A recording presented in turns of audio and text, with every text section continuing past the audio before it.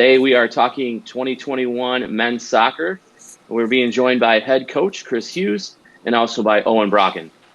Coach, we'll start with you. A new season, 2021. I'm sure there's a lot of things that you guys want to accomplish during this year, but let's take a look at last year. You guys were able to finish the spring as a runner-up in the GLIAC tournament.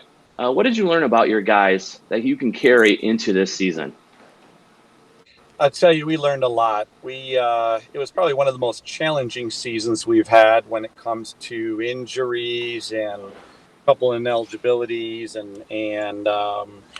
but I would say this, ultimately, we got a good idea what our depth could look like because we used them all the way through that GLIAC tournament championship. And it's helped out so far this fall.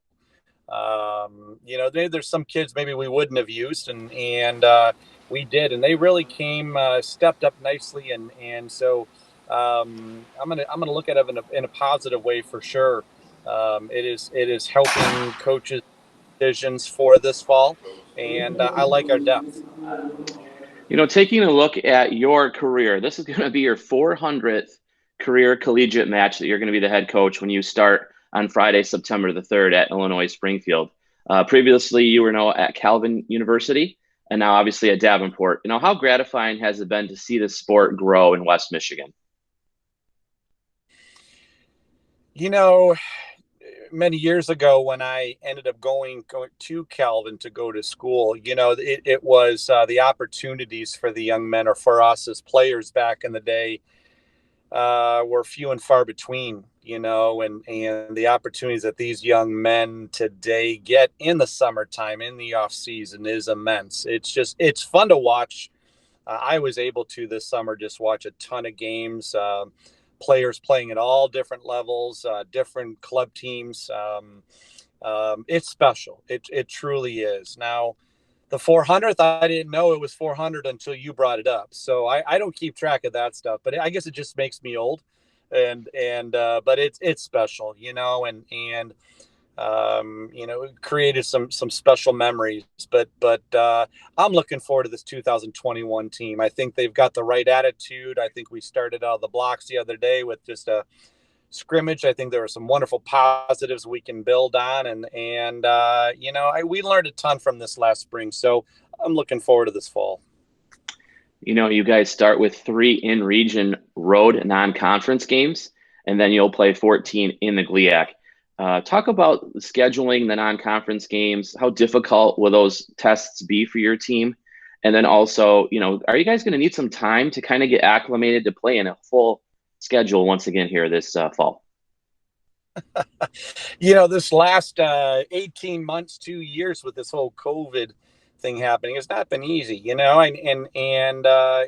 GLIAC, we're a Friday, Sunday type combination, 2 games over the weekend, and not easy to do by any means, but we need to figure it out. We need to figure it out quickly. So, we're going to try to schedule teams in the region that are going to be competitive. I want to know what the top end looks like, and we want to be challenged, and we want to push, because what I don't do, and I never have, is schedule a lot of fluff in that non-conference. Those non-conference games. I think we need to know what's going on out there, and I'm looking forward to the trip. It's going to be a fun trip. Been doing a lot of organization for the trip, and I think the boys are going to get to know each other at a whole different level, and it's going to be fun. It's going to be fun. So we're looking forward to competing. We're not there yet. We've got a couple scrimmages yet over this next week, so we're looking forward to those. Continue to learn and grow, and man, coaches have a fun smirk on their face right now, but lots of work to do. And the last question for you, Coach. You talked about kind of coming together and the guys getting to know each other on longer road trips. But how important is it for some of the newcomers? You do have a lot this year to kind of mesh with the upperclassmen and build team chemistry quickly. Well, culture is it's been crucial. It's been crucial for me as a head coach for until I really figured things out a good 15 years ago. And those teams that have done special things in the past, no matter where I was, they chose to buy in. They chose to support each other. They chose to be disciplined. They bought in, And, the last 2 years, you look at our sophomores, which were freshmen last year, they truly haven't had a normal preseason. So really, I've got 2 years of freshmen this year that were like even this team bonding trip we're headed out to at 11 a.m. this morning.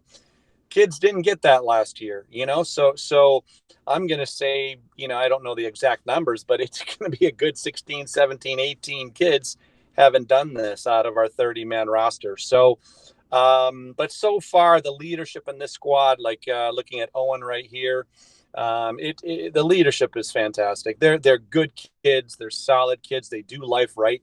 And they're going to bring them along. They're going to bring them along nicely. They're going to be groomed well, and I trust the leadership in the squad.